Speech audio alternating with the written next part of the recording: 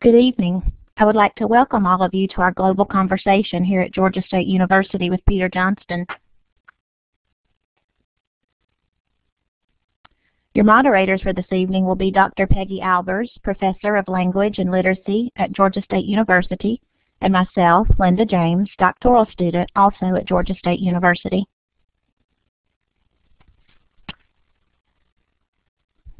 Global Conversations in Literacy Research are online interactive web seminars with an intent to circulate cutting-edge research in the fields of literacy and language arts.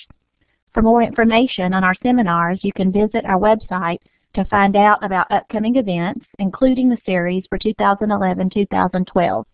You can also retrieve information about our presenters here. For anyone interested in presenting a web seminar, please contact Dr. Peggy Albers at the email address that you see here. Here you see an interactive map in which we can all see where the participants in this global conversation are listening from. If you would, use your wand feature to indicate where you are listening from at this time.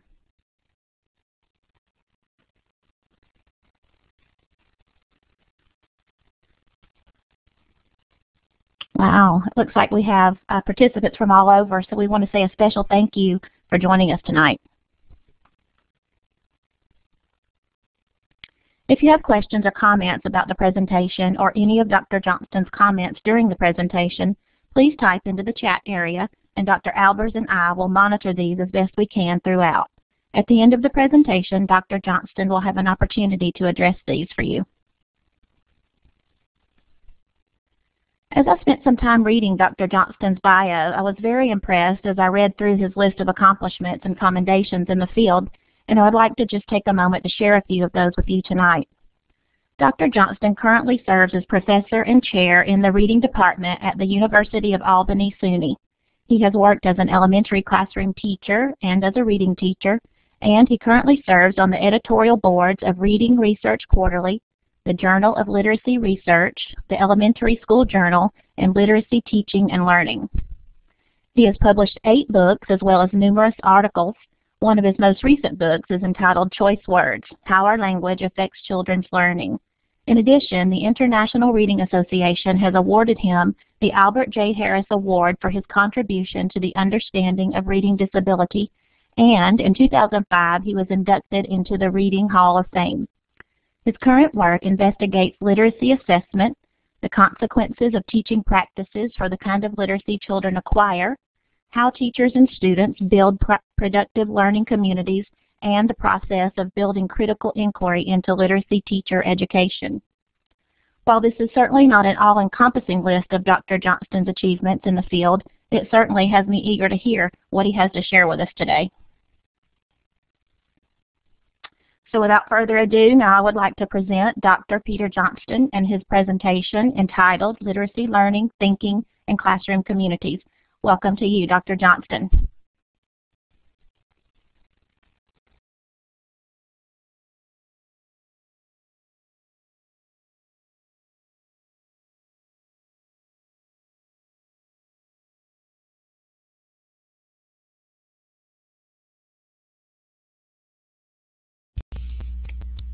Peter, are you able to use your mic? Is that right now? Are we good now? Yes? Good. Okay. I couldn't resist putting up the cover for my new book, which is coming out in January. It's pretty much about what I'm going to talk about today. So, yeah, it's exciting to have it. So, what I want to talk about today is really I want to try to make some links between the mundane moments of classroom life and the way culture is and perhaps might be. Since experimental research is the coin of the realm, I'm trying to make the connection using existing experimental research. So pretty much everything I'll race through today is backed by experimental research. You know, according to the Centers for Disease Control and Prevention, 1 in 6 U.S. children now has a developmental disability such as autism or learning disorders like ADHD. and the numbers on the right.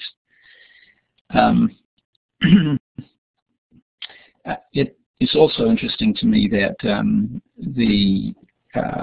the US has 4% of the world's population, but 25% of the incarcerated population. So I worry about these things, and I want to argue that we can't not teach the whole child. And how we go about that depends on what we think we're doing, who we think we're doing it with, and to what end. The White House has on its education website the principles for the what they're calling the education focus, and they say that America's economic future is dependent on the education of our children, and that our nation's economic competitiveness and the path to the American dream depend on providing every child with an education that will enable them to succeed in a global economy. That's the main thrust. And I want to argue this is a particularly narrow vision, and whether we like to think about it or not, we're actually apprenticing children into humanity, and that apprenticeship is in the small moments of classroom life. We're actually well, we're teaching the whole child, but actually that's a limited vision too, because human beings alone are designed to be incomplete. And it's our incompleteness, our ability, well, actually our need to think together, that has the most potential for our individual and collective survival. It's really not enough to educate individual minds. We have to educate the collective mind, and of course the two are not separate. So that's where I'm going. And I want to start with the small moments. So the small moments are about the decisions that we make as teachers, especially about what we want to say. I want to start with a slide that has an interaction between a teacher, Susie Eltoff, a wonderful kindergarten teacher, and the circumstance is this. She's about to start a group reading lesson, and two of the girls get into a little thing. And the question is, what do you say to them? So think about that for a second. What are you going to say? Of course, you don't actually have that much time to think about it, so let me just show you what Susie says. She says, "Do you need my assistance, or can you solve it quickly?" And they say, look at one another, and they turn it back to her and say, "We can solve it quickly." And she says, "Wonderful."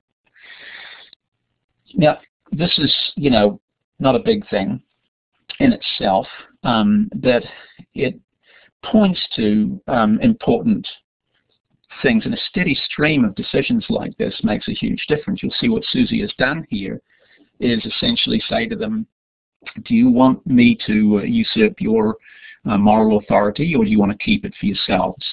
And by and large, I think kids will keep it if they possibly can. And because she set it up that way, she says wonderful, which turns out to lead to happy kids, autonomous kids. And in fact, on one occasion, Susie asked the kids in the class, do we have a job when we were in Webster? That's Webster Elementary. This is almost 100% of the kids are on free and reduced price lunch. She says, do we have a job when we're in Webster? And one of the kids says, to learn. Another says, to be friendly. Another says, to care and be friends. Another one says, to laugh. It seemed to me that there's a good deal of sanity in that class. And in fact, when she talks later about Eric Carle as part of a unit on Eric Carle and explains that he really didn't enjoy going to school, the kids are genuinely shocked. They look at one another with stunned. And all of this is pretty important to me. She's positioned them as the kind of people who solve problems, and that runs throughout her classroom. I'm going to show you another example from her classroom, which is essentially between Jamal and Tamika. Jamal tugs on Susie's sleeve and wants her to solve his problem. And his problem is that they're sitting at round tables, and the tables at one place are pretty close together because of the space. And Jamal can't get into his chair because Tamika, her chair is actually pushed up against his, which she could solve if she had a mind to by moving her chair to the other side of the table, but she hasn't got a mind to yet. So here's that conversation. Susie says, "Did you already talk to the other person involved?" And Jamal nods. "Oh, so that's why you need me." And he nods. So they go to the scene of the crime. Susie says to him, "Oh, so did you ask her to go to the other chair?" And he shakes his head, "No." "Oh, so you forgot to talk to her about it. You don't need me. You forgot to talk to her. Use your words now." Jamal says, "Tamika, can you go to the other side?" And Susie says, "Because." And he says, because I can't get in my seat and I can't move." Susie says to Tamika, who's not yet persuaded, in the nicest possible way, "Do you remember whenever he comes over to that table, you help him by moving to the other side? Remember that? Can you practice that? When he comes over here and your chairs bump each other, then what can you do?" Tamika describes the strategy, and Susie says, "Yes, see how you two worked that out by yourselves. Jamal, you just had to explain to your partner what the problem was and why it was a problem. Tamika wants to help make the classroom a place where we can all learn together." Now, I just want to show you the pieces that are important to me in this little exchange. Actually, I was going to say the first one is because. Susie prompts Jamal to give the social logic of his cause, really, because it's that social logic. If children make that social logic available to each other, it has a profound effect on the social relationships. It's also important, actually, that Susie doesn't take up the problem that Jamal actually lied to her about having already spoken to Tamika, but she ignores that and proceeds. The next piece that's important is this one here. "See how you two worked it out by yourselves?" Well, here we have an agentive narrative about collaboration. And next we have the process of that agentive narrative, how they went about doing it.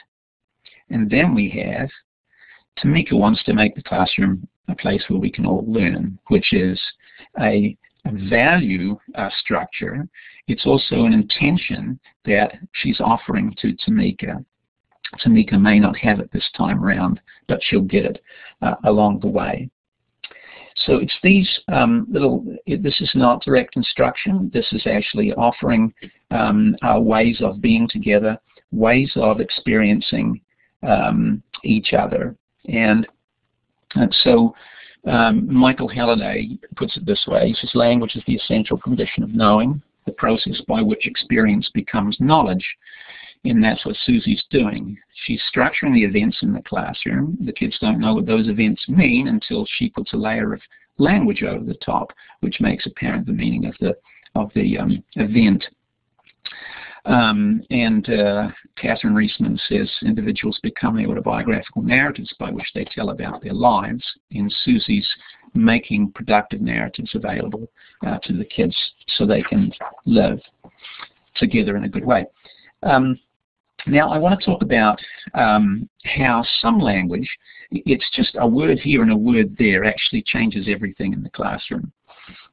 For example, I watched a teacher giving a word test to a kid and said, she said, "Let's see how many words you know already." It's that already that changes everything. Without that already, it's a very different requirement she's putting on the child. But I think what happens is we think about us acquiring language, but actually, as Human and others have pointed out, the language acquires speakers just as much, and in fact the language is there before the speakers. So we can look at what are the frames or discourses, there are a number of ways of talking about this, that are already in the culture, in the language, and what difference do they make. So I want to go through and show you some frames that are in all of our heads because they're in the culture, or at least they're in all of our minds because they're in the culture. So here's one kind of example, frames of intelligence. Okay, one belief structure is there are smart people and not smart people. Smart people are more valuable. Failure measures you. Learning takes time and effort if you're not smart. And the goal is to look smart. A more dynamic view of learning would be the more you learn, the smarter you get. Learning is valuable. Learning takes time and effort, which are valued, and the goal is to learn. Now, the thing about those two belief systems is that a whole bunch of things follow from them. Some of them are surprising, but they're attached to them. So let me show you a bunch of the things that follow from these. So, for example, under the fixed performance frame, children focus on whether a person succeeds because that indicates how much ability they have. Their focus around effort is that success without effort indicates ability. You'll notice on the other side, the focus is on, in a dynamic frame, the focus is on how a person succeeds. Whether they succeed is less important because how a person succeeds is what we can learn from. Under effort, success without effort indicates that you've chosen an activity that's too easy to learn from. Problems and errors in a fixed frame indicate inability. Under a dynamic frame indicate challenge and possible learning. Challenge under a fixed performance frame, you avoid challenge or help seeking because those indicate inability. Under a dynamic frame, you take up challenge and you seek help if you've tried your best. Greater competence under a fixed frame means that you're smarter, more valuable, and you have more status, you potentially have power over others, and more money. I'm not making these things up. These come up in experimental studies and repeatedly. So under a dynamic frame, if you're more able, you can take on new challenges and you have a greater opportunity to help others and to contribute. But there's more. Under a fixed performance frame, you explain social events in terms of permanent traits. So I'm talking here about intelligence, but it's the same for personality characteristics and so forth. Under a dynamic learning frame, you explain behavior in terms of mental processes and context, which you'll see later in the presentation is actually a very important thing because it changes what we learn and how we go about learning. And because of this, under a fixed frame, if you ask kids, what advice would you give to a new student in class who's having trouble? Under a fixed performance frame, they don't really have much to offer. They simply, they can only offer sympathy, essentially, because there's nothing to be done. It's a fixed characteristic. Under a dynamic frame, kids will offer a bunch of strategies to the new kid. You ask kids, when do you feel smart? Under a fixed frame, they say when they do better or do something better or faster than others and with less effort. Under a dynamic frame, they feel smart when they're taking on challenge or when they're teaching others. And surprisingly attached to some of this is our issues of morality. Under a fixed performance frame, children judge others quickly and they want to punish transgressions. They'll hold grudges and they stereotype. These are not the case under dynamic learning frame. Kids want to tend to judge slowly, they forgive and educate, and they don't stereotype. So these are, once you invoke the frame, you bring up a whole bunch of things together. And the interesting thing is that the frame is vulnerable at all of these points. That is to say, you can shift people from one frame to the other at any of these places through the using language to mediate. So, there's another piece on this too that I've just thought of too. Under a fixed performance frame, when kids are together, learning together, and they disagree, under a fixed performance frame, they'll turn it into a social conflict, and they'll put each other down. Under a dynamic learning frame, when they disagree, when they're trying to learn something, they'll actually try to bring the ideas, the conflicting ideas together, and in the end, they actually think their partner's smarter than they thought, which under the fixed performance frame, they'll actually think their partner, or they'll put their partner down. So the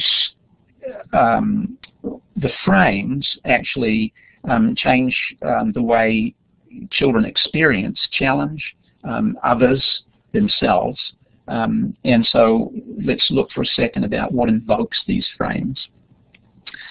So a fixed performance frame gets invoked by little things like this. You're good at this. That actually points to a fixed frame. This is demonstrated experimentally on a number of occasions. You're really smart. We'll do the same thing. I'm disappointed in you. And equally effective would be I'm proud of you, which are person-oriented praise, and good girl, same thing. And things like that's what good readers do. Let's see who read the most, competitive things. All of those will push kids towards a fixed frame. The dynamic frame, you say things like, how did you figure it out? Okay, and what that does is it moves, it puts forward the process piece, and it takes away things like genius and so forth. It also takes away the other end of that, because what it does is it makes clear how someone got to that place. And we say things like, this is hard, but by the end of the year you'll be able to do it. So we actually invoke change, because change undermines the fixedness of people and so forth and situations. And then we use words like yet, for example. So we'll get, kids will say things like, I'm not very good at this poetry stuff, and we say yet. So on the fixed performance side, they would say the 1, but on the dynamic learning side, we push them that way by saying this is up for change. Let's see, what else have I got I was going to say about that. Oh, the thing is that once you mark the end of the conversation, you mark ways of talking about things. So you mark the frame. So if you say, that's what good readers do, you mark one end of the frame and you open the other end up for what do bad readers do. So you've opened up a good-bad dichotomy, which is a judging thing, and the fixed performance frame is actually all about judgment.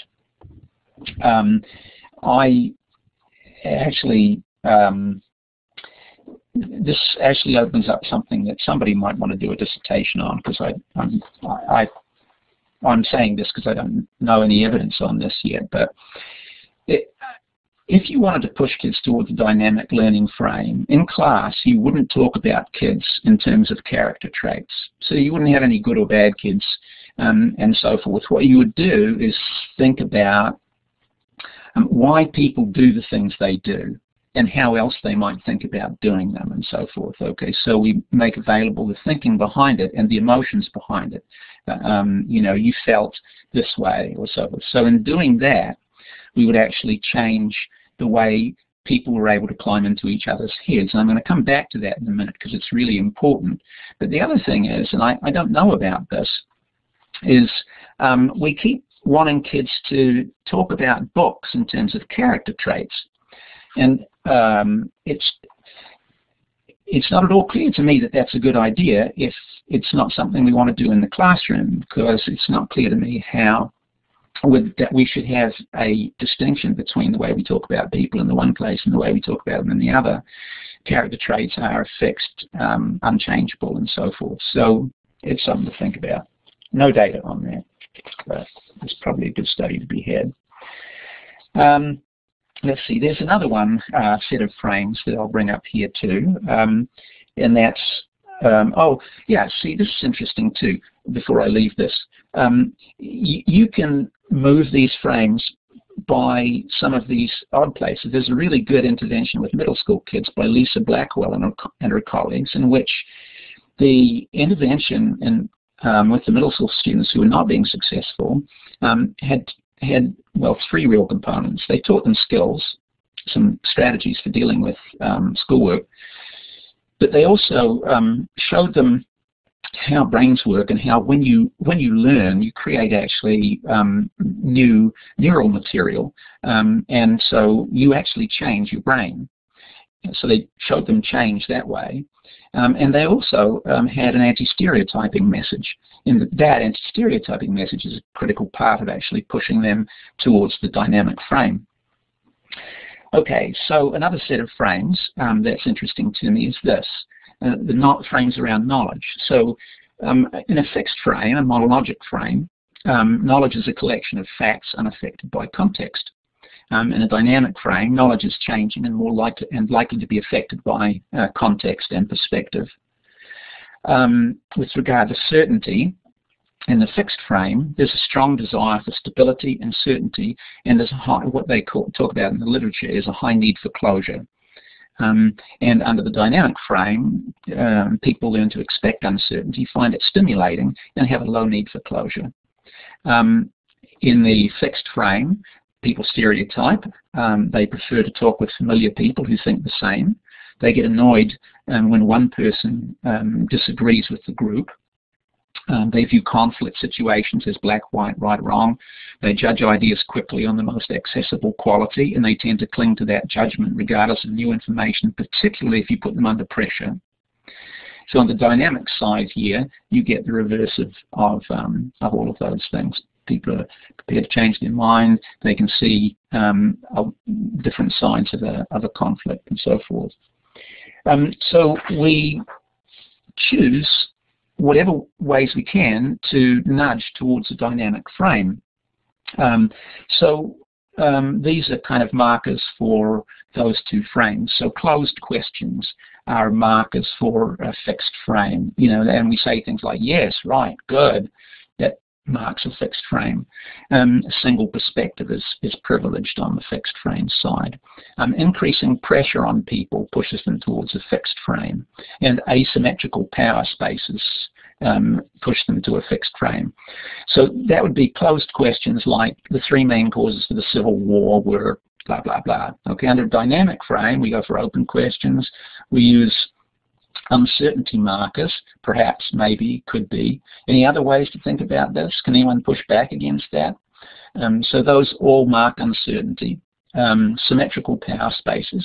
And the contrasting open question would be something like, from the perspective of the white male living in the 20th century, the main reasons for the Civil War were blah, blah, blah. And there's a couple of interesting things about this example, which actually I stole from Ellen Langer.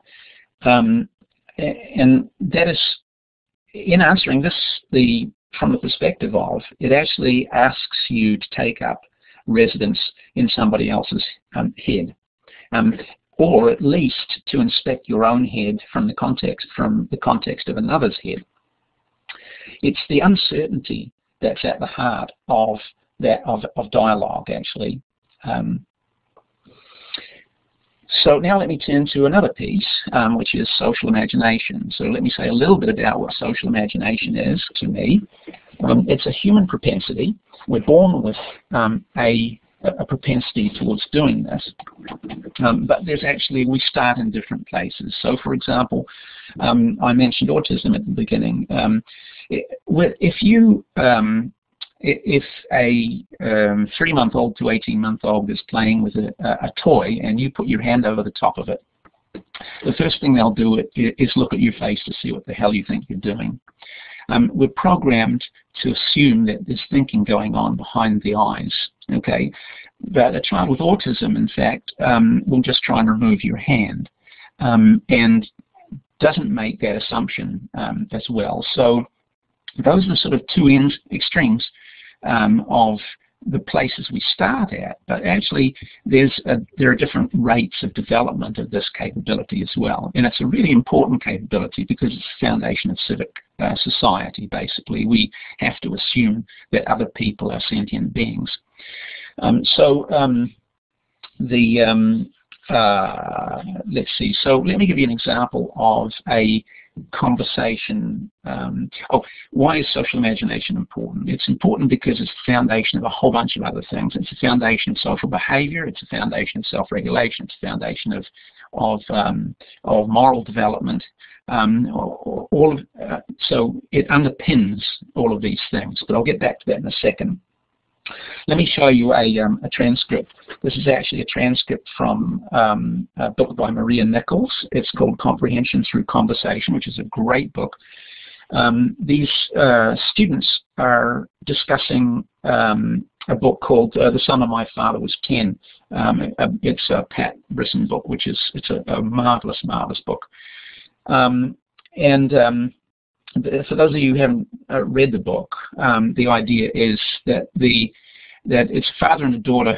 The father tells the daughter regularly this story about when he was 10, while they're making their garden, when he was 10. And one of the things, the father lived in an apartment block, and there was an older Italian man in the apartment building, and in the yard he built a garden.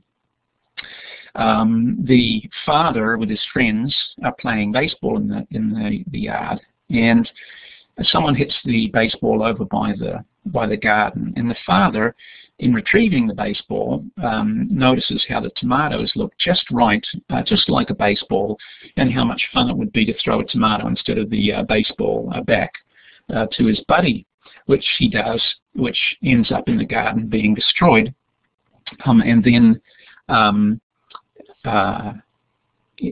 him having to deal with the fact of that. And interestingly, when Mr. Bellavista, the gardener, sees him, he just asks him why, which is not accusatory or anything, but that actually is an important piece here too. Anyway, here's the conversation. Jessie, the teacher, is reading. Yeah, this happens when the next summer comes around and Mr. Bellavista doesn't plant the garden. But still, Mr. Bellavista made no move to plant. Probably Mr. Bellavista hasn't started to plant because he's scared to. Oh, I was thinking the same thing. Mr. Bellavista thinks that if he plants again, the boys will go in and play and ruin the garden again. And then everybody gets into it. And she says, okay, turn and talk. What makes you think this is what Mr. Bellavista is thinking? Notice they're already thinking about what's going on in his head. She's turning their attention to what's making them think that. What are the signs? This is all about actually mind reading. Then later in the book, he keeps running into Mr. Bellavista and he wants to apologize, but as she reads it, but he just couldn't make the words come out. And Benjamin says he looks at the empty lot and he can't forget because he knows it shouldn't be empty. Yeah, he can't get it out of his mind. It's so sad. Oh, why so sad? It's because a garden should be there, but they wrecked it. And the other sad part is when you want to say sorry, but you can't. It's like it said, his body won't go. It's like your brain knows it's trying, but your body can't. In his heart, I think he feels like he needs to say sorry. His heart is pumping really hard, and he feels very nervous. Yeah, I felt that before. Just like it said, the words they won't. It's too hard to say them. Sometimes I can't say sorry because I don't know why I did something. So I'm nervous and scared, but I feel bad. Yeah, that's how he is, the father. He knows how they shouldn't have wrecked the garden, and he doesn't know why they all did it. He knows what he has to do, but it's hard. He feels bad, but he has the courage to follow his heart. Now, in this conversation here, you can see how firmly they're actually exploring the thinking that's going on in these two characters' heads. And they're not classifying them as having character traits at all, although there's this courage piece, but it's all cast around the feelings and the thinking. In fact, if you want to change the trajectory of a child's ability, of a child's social imagination development, parents and teachers, there's evidence for both of these, if they're using mental verbs like thinking, feeling, imagining, stuff like that, or mental state terms like happy, sad, depressed, whatever, okay, then that develops the child's social imagination faster. And along with that, a bunch of other things turn out to change as well. In fact, so we have different starting places, but we have different trajectories of the development of this capability. But there are a whole bunch of things that are connected to stronger social imagination, and these have all come out of research studies. So children with stronger social imaginations are more able to understand complex narratives, idiomatic expressions, and irony. They have more positive social skills. They're more socially cooperative. They have larger social networks. They're viewed more positively by their peers. They misbehave less at home and at school. They have fewer angry responses in personal interactions. They have stronger moral development, and they have better self-regulation. Now, that self-regulation piece is really important because self-regulation is the foundation, or impaired self-regulation is at the base of ADHD. So, and all of these influence academic development as well, because learning is fundamentally social, and these influence their academic learning. If you look at these, you'll also see that this is also the foundation for interventions that are effective for changing bullying. Now, I just want to explore that self-regulation piece, because I think it's really important. And in that transcript I show you, there's a hint as to how this happens. You'll see that Keisha says, in his heart, I think he feels like he needs to say sorry. His heart is pumping really hard, and he feels very nervous. Then she says, sometimes I can't say sorry because I don't know why I did something, so I'm nervous and scared, but I feel bad. But you'll see what happens here is Keisha's figuring this out in somebody else's head and then bringing it back to her own. And that turns out to be a thing that we'll come back to in a little bit in another context, because this, it seems to me, is actually a big piece of how children get a grasp on that self-regulation of socio-emotional behavior. Now I want to move to another piece here. I'm just tramping more around things here in a heck of a hurry, trying to link some of these together. So what they were doing in this transcript here is actually thinking together. And I like to think of that as thinking together. We often talk about this as reading aloud, which the teacher is doing, but in fact that puts the emphasis on performance. But it's not at all about performance if things are going well. What it's about is the teacher making opportunities for the children to think together, and then later capitalizing on that by showing them how their thinking together helped them, and how particular strategies in their thinking together help them. But I'm not going to explore that piece. I just want to show you the importance of this thinking together, and a couple of things related to that. So there are studies of thinking together, like this one here. This is one of Neil Mercer's studies, but there's a whole family. Each of these kind of things I'm talking about, there are families of studies on this.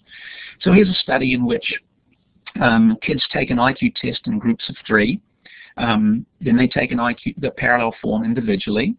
Then they learn how to think together, and all this really is doing problem solving together, and then figuring out what makes their problem solving work best, and making some rules for how we'll problem solve together, and then living by them for 3 months. Then they take the IQ test again in groups of 3, then they take the individual IQ test again, and then there's a comparison group that doesn't learn to think together. Okay, so that's the frame of the study. And here's the interesting thing to me. Before learning to think together, the average of the individual IQs in a group is higher than the group IQ. That means collectively they're no smarter than the individual, you know, like Congress. And then after learning how to think together, the group IQ is higher than the average of the individual IQs. But not only that, the individual IQs are higher than before learning how to think together, and there's no difference for the control group. Now, actually, there's actually a bunch of stuff on group IQ now, and one of the interesting things is that if you want to improve the intelligence of a group, you just add a woman to it. Those of you who are women who are online here are going to say, yeah, of course we knew that. But actually the reason for this is that women tend to be better than, well, this is not actually, okay, it's not actually true, but women tend to show up as better than, as more as having better developed social imaginations than men.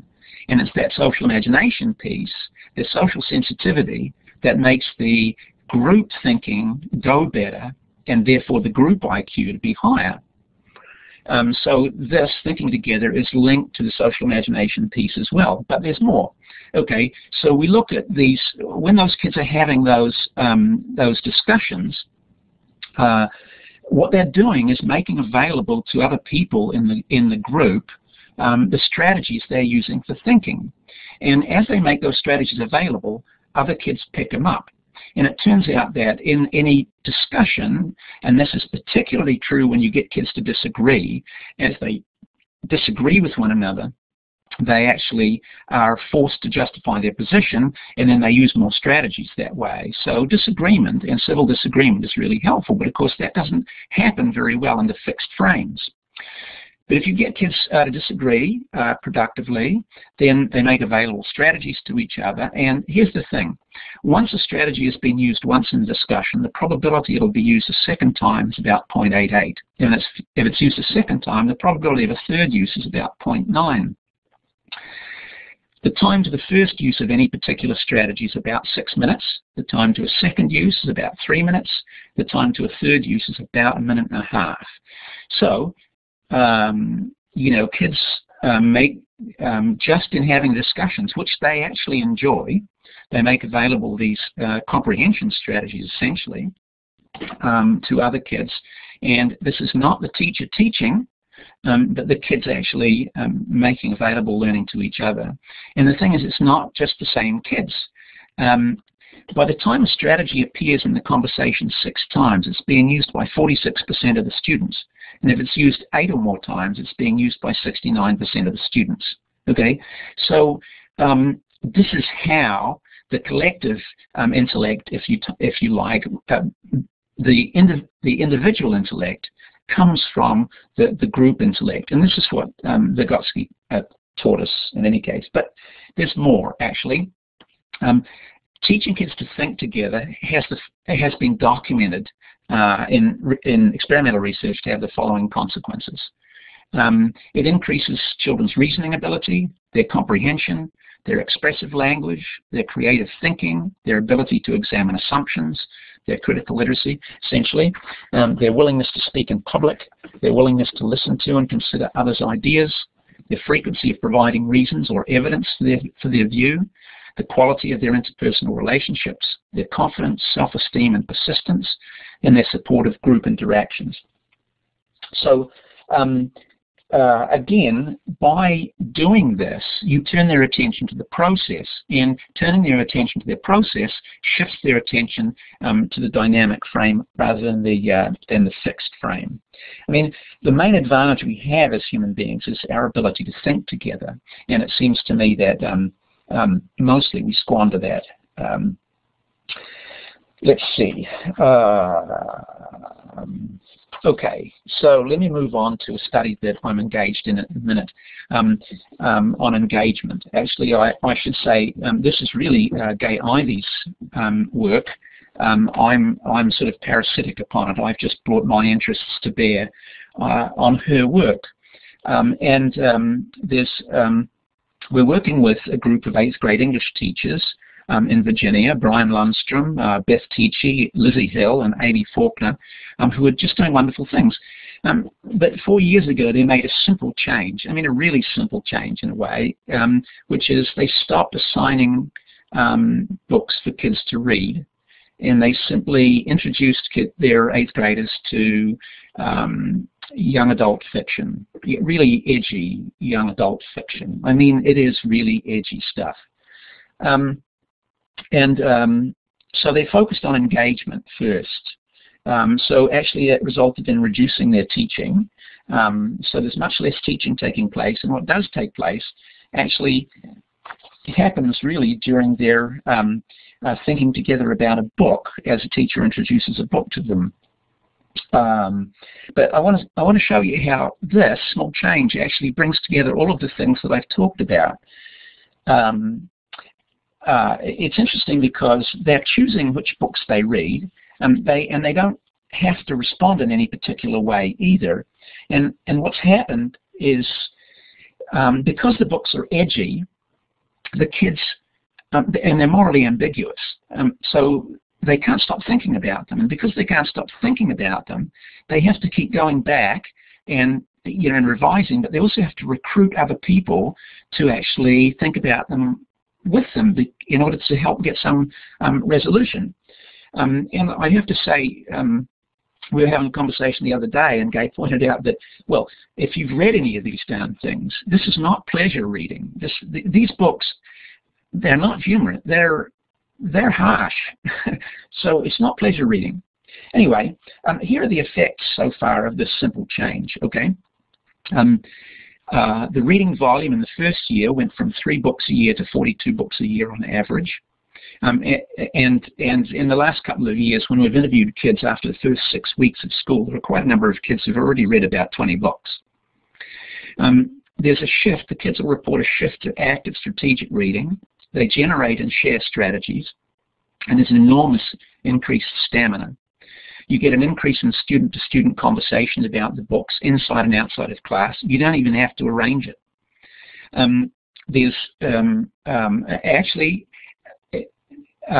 interviewed a kid the other week who has just started getting into these, and it's not just student-to-student conversations. It's actually student-to-parent, student-to-grandparent. One of the kids says he puts down his book at home, and his grandparent picks up the book and reads it. So now they have conversations about that. One of the things we asked them in our interviews is, have these conversations changed your relationship with other people? And they report yes. Thinking together dialogically, as they do, it produces symmetrical power arrangements, and they're taking up conflicting perspectives, and we're seeing a lowered need for closure. We see expanded social imagination. We're trying to measure that at the minute. We have social relationships, including engaging new people. So we ask them, have these books, got you talking to people you wouldn't otherwise have talked to? And they say yes. You get improved moral agency. They're less judgmental of other people, but prepared to call out problematic behavior. You get improved self-regulation, including emotional, behavioral, and academic self-regulation. They're building more productive identities and agentive narrative strategies. And incidentally, about 15% more of the students pass the state competency test each year. But I put that at the bottom because it should be the least of our interests. Okay, now let me just show you a few of the snippets from interviews that we've had with some of these kids. Here, this one, this year I've branched out with disturbing books. Living Dead Girl, I could not put down. I started it in Mrs. Field's class and finished it an hour later. In the end, I looked up and saw things clearer. It was like a different feeling, one of gratitude and thankfulness that wasn't my life. It was just like, oh my gosh, oh my gosh. It does, it haunts you. It haunts you for a long time. It's been 2 weeks and it's still on my mind. It gives you a new perspective. I remember opening my eyes and I was like, whoa. My eyes are bigger. It was a different feeling. Living Dead Girl is the first book I've read that changed my perspective on the world. That's a really powerful book. I read it, Mrs. Field read it, Lydia took it, Phoebe took it, Shay read it, and she finished it the next day in civics. I watched her finish the book. Now, the thing is, first I want to say that this is a harsh book, and I don't know what made it have that effect on her. But I don't have to know that. Okay, and it won't have the same effect on all of the kids. But the interesting thing is at the end here where she knows exactly who has read this darn book. She's kept track of it because she's kept track with having the conversations with them. That's who she wants to talk to. And she knows that at the end of the book, there's a twist. It's an ambiguous twist that people disagree over. But she wants to see, in passing in the hall, she knows that there's only about 10 pages left of the book, that Shay's going to finish it. She can't not finish it in civics. So she watches her to see her face when she finishes the book, because that's where she wants to have the conversation. It's a property of human beings that we have to share these intense experiences, and that's what's going on here. But she's also about reading faces, which is also about the social imagination. Here's another kid. This is a special ed student. I read books about people's lives, Homeboys, Rucker Park Setup, War of the Blood in My Veins. They're in gangs and they seek redemption. That word comes up a lot in the book I'm reading now. My mum was shocked when I asked her for books. She said, "Quentin, I don't know if you've matured or what." I told her it's a new lifestyle. It makes me think about things that I do before I do them. I used to do things before thinking. Now I think about the consequences. Here we have a kid who passes the state test for the first time, but you can see that that's the least of the interest here. What we're talking about here is a shift in self-regulation. Another one here. This is a student who's had a perfect score on the state test 3 years in a row, which should not be of interest to us in the context of this. As a person, I feel like I've become more understanding of other people and just more willing to do things than I was last year. I feel like I have a lot of new friends that I hang out with, and not just those that I've grown up with. That went to my elementary school, like CB. We weren't friends until this year. Now we're like really close. I'm more grown up and more mature. Parents confirm this. Teachers confirm this. And a final one here that's also interesting in the context of what I talked about before. And I read a couple of books where people get bullied, and it changes my mind. Hate list. It changed my mind about people. The other day I saw people picking on someone on Facebook, and I put a stop to it. When someone's getting bullied, when someone experiences a death, I have more of an idea of what to do. I've changed because I think more about things when I do them. Reading's more a part of my life than ever. I read more meaningful stuff. It gave me a new perspective. So here's the thing. I think what they're talking here about is these books have a couple of things going. One of them is they're fully engaged. And because they're fully engaged, they're stretching themselves no end. And because they're stretching themselves, they're learning more. They're being agentive because they can't help themselves generate strategies. All of this pushes them to the dynamic frame. There's uncertainty all the way through these things. So we get a shift, we get a change in the social structure, we get a change in their internal self-regulation, we get a change in their social imagination, and all of these changes are make for the possibility of a better society. So it seems to me that our main advantage as human beings is in our capacity to think together, and our main threat has become our failure to think and act together on a larger scale, and to really understand that our sheer existence depends on how we think together, how we experience and treat each other. So we could think about what we have at the minute as an autoimmune disorder. In recent years in the US, the number of people experiencing physiological autoimmune disorders has grown quite rapidly, and there's reason to believe that that's because of stress. Prolonged stress confuses the immune system's ability to distinguish between foreign invaders and parts of the body, so the immune system ends up attacking the body. Stress in learning communities produces a similar response. Under stress, we often take up fixed theories about people and about ideas, and we stereotype, we begin to view differences as a threat. We shut down any ideas unlike our own and turn against the source of those ideas. So without difference, creativity drops, the community's ability to deal with novel threats becomes restricted, and the emotional and relational fabric of the community is undermined. I think the ability of the community to learn, adapt, nurture, and grow further deteriorates. In other words, as we frame education as centrally about economic competitiveness and the improvement of education about increasing pressure on individuals to perform better, it's not a promising strategy. I think if the American dream has a lot to do with the pursuit of happiness, neglecting these broader aspects of children's development won't help. Failure to attend to children's moral and social development won't lead either to happiness or to economic security. Happiness actually matters even if you focus on economics. And happy teenagers ultimately have higher incomes than those who are less happy, and even after accounting for family income and grades. But happiness, it turns out, is made up of three parts. There's the pleasant life, which is pleasure. There's the engaged life. I'm talking from positive psychology here. The engaged life and the meaningful life. And what these kids are doing are clearly not the pleasurable piece of it, okay, but they certainly are the engaged life and the meaningful life. It's the books that are actually being used to bring meaning to their the rest of their lives. And it's those last two, the engaged life and the meaningful life, that are best predictors of life satisfaction. Happier people are healthier people, more successful, and blah, blah, blah. Anyway, I won't bore you with more details, but that's my pitch for this evening. And if there's any questions, I'll give them a go. Peter, thanks very much. And we'd like to open the floor now for anybody who would like to ask a question. I know that there are a few questions floating in the chat area. If you'd like, you can either type them in the chat area, or there's a little hand with a little green arrow right to the left of the two smiley, the emoticons.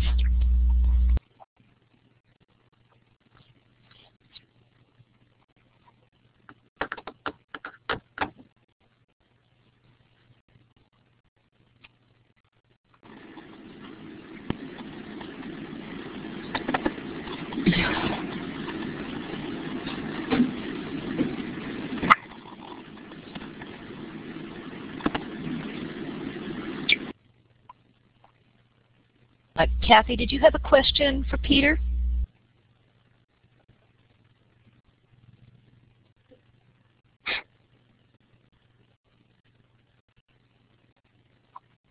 I'm not sure your mic is working, Kathy, so if you could type it in the chat area. In the meantime, Peter, earlier on we had a question from one of our participants who said, how can we get rid of the human capital paradigm way of thinking about education? For example, grooming our students to become workers and consumers. I honestly don't know. That's the reason I honestly think that the people can't imagine a good education. They can't imagine what it's like to be in Susie's classroom, or in Amy's classroom, or in Liz's class. They can't imagine what that's like. But what we do have, and what we have to do is recruit parents. We have to change their imagination for what's possible. And I think if we can get videos of classrooms in which productive things are happening, so that parents can say, yeah, that's what I want. I want that. I don't want this other stuff. Then I think that would make the difference. One of the things that we see Gay's actually been interviewing parents, some of the parents involved in our study, and the parents are right on board here. I mean, one of the things that they say is these books, because the kids are engaged, because they're edgy things and so forth, they give them the opportunity to talk to their kids about things that they can otherwise not find the way in to talk about them.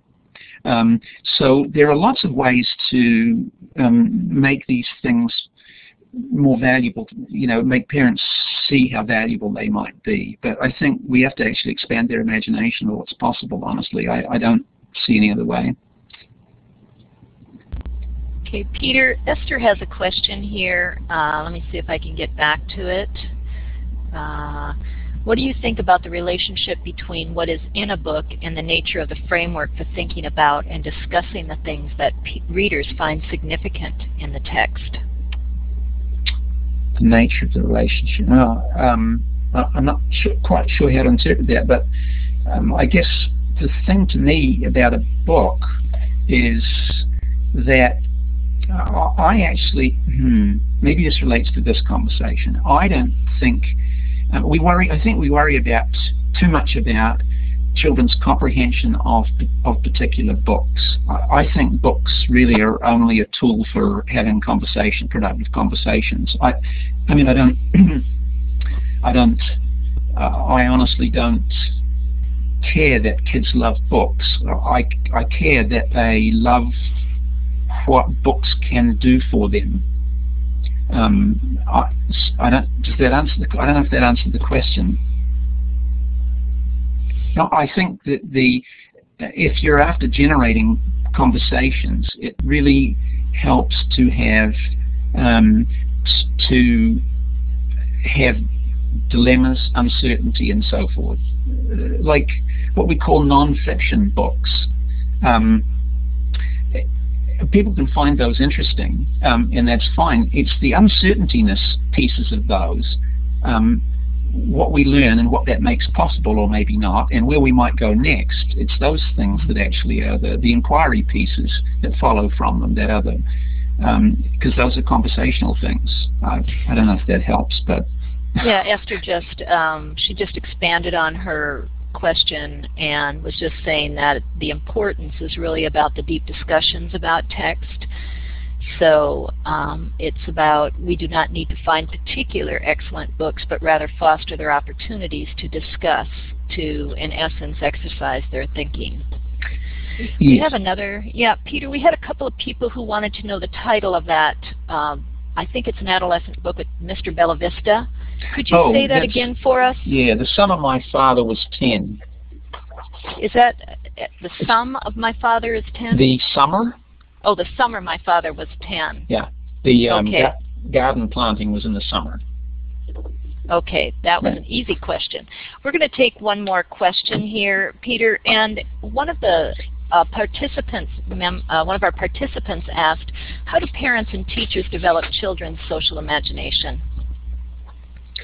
Oh, well, that's, I mentioned it earlier. It's really, you just have to use in conversations with them mental verbs and mental state language. Mental verbs like thinking, what are you thinking? Feeling, what do you think he's feeling? And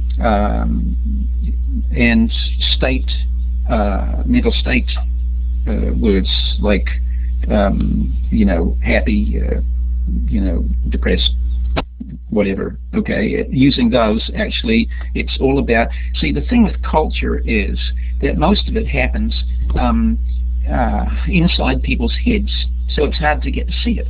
So we have to make it available for kids, but they have to be thinking about what that might be. In fact, they have to actually learn to read faces as well. So, one of the things some of the teachers I know, like Susie, Geraldine Johnston, so would say things like, okay, when I chose this book to read to you, I had this expression on my face. What was I thinking? Or they say things like, okay, show me the face that Billy is feeling right now. And what they're doing there is helping children read the external cues of what's going on in their heads, but they're making that link between the two and so forth. So that's what parents and teachers can be doing in order to expand that. Thank you very much, Peter. What I'd like to do is to ask everybody to give Peter a virtual hand, a round of applause. There's a little hand right next to the emoticon for such a lovely presentation. So if you would just press your little virtual hand clap. Peter, thank you so much for a wonderful presentation. We have a couple more slides, and then we will, this will be over for the evening. So Linda?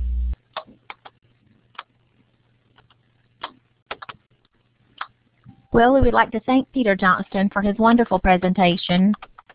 I found his ideas about social literacy to be fascinating, and don't think I will soon be forgetting the mind picture that he gave of students who are so excited to share their literacy experiences with their friends.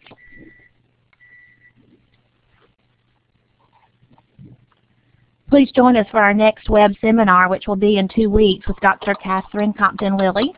Her presentation will be entitled Literacy and Schooling in One Family Across a Decade. Other future presentations will include Dr. Karen Wolwin, Dr. Kate Paul, and Dr. Jennifer Rousel, Dr. Brian Camborne, Dr. Candace Kuby, and Dr. Sharon Murphy. You can see that the topics here cover a wide range of interests, and so we hope that you're able to join us as often as possible as these leaders in the field of literacy share their knowledge.